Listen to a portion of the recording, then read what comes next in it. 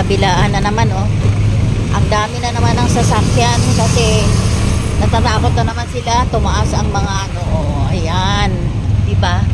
Kabilaan, ayan siya. Kabilaan yan, guys. Nandito na nakapark sa highway ang mga ano sasakyan. Kaya, oo. Tingnan nyo. Kaya simula ng floodway hanggang doon ng ano ng Barkadahan Bridge ang mga sasakyan, o tingnan nyo. Yan, sa kadami na kabilaan ng ano. Oh. Diba? Ganon katindi na naman ang ano, ang hagupit ni Christine. Grabe si Christine.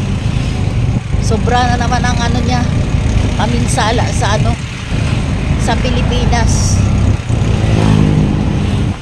Diba? Kaya napaka ano na naman ang ano.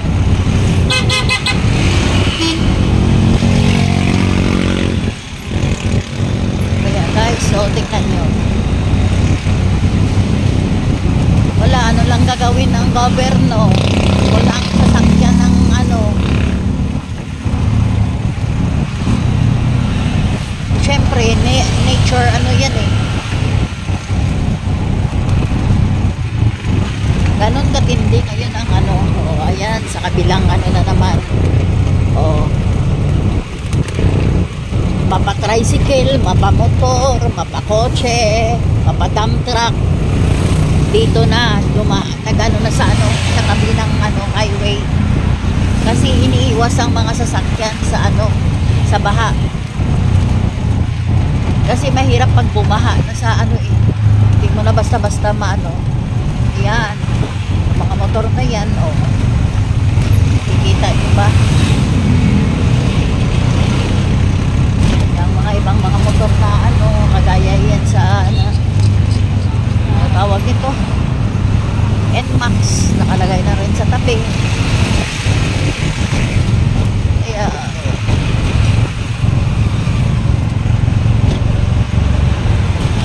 gilit-gilit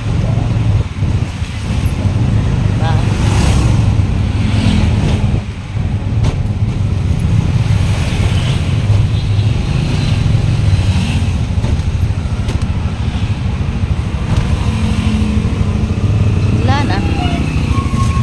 Diba, dumaan ang bagyo.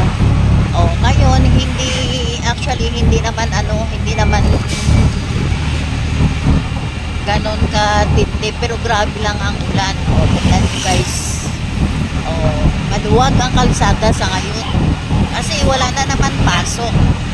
At saka ngayon, diba walang pasok. Oh, super luwag ang kalsada. Tingnan niyo guys. Oh. Wala tayo lang ano. Kaya diba maganda kapag ganito lang lagi. Ang bilis ng ano ng buwan.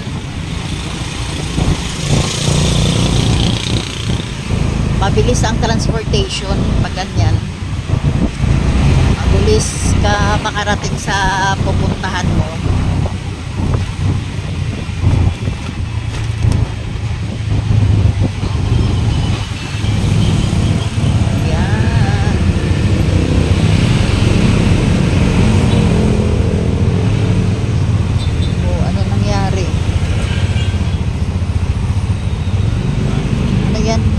Sasakyan.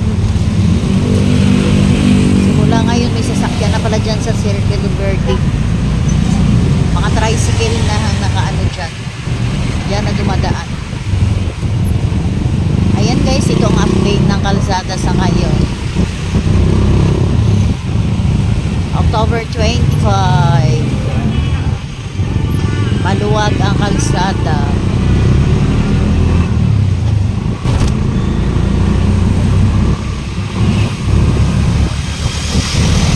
Binaha kagabi. Hindi na makatagos-tagos ang mga sasakyan lalo sa Maynila. Ang Pasig nga binaha.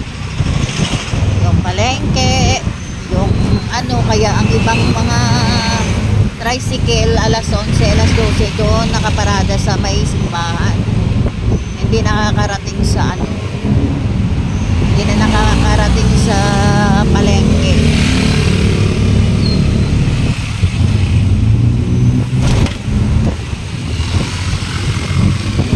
Hanggang dito maluwag ang kalsada.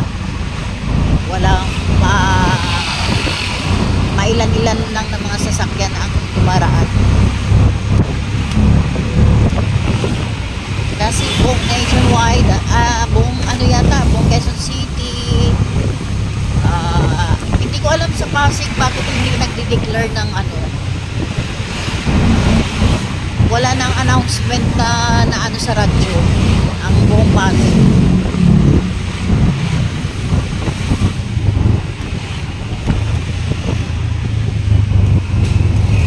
Pero wala silang pasok. Siguro may private news sila ang ano, Pasig, di ba? Mayroon naman silang ano. Kailangan magtuto kayo sa Facebook account ng Pasig. Mayroon sila. Yan, ganun kaluwag ang kalsada sa ngayon. Di ba? Ang bilis namin makarating. Malapit na kami. Yun.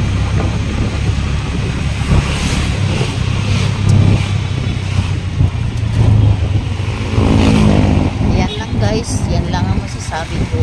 Hanggang dito na kami sa may kanto ng ano, Santulan.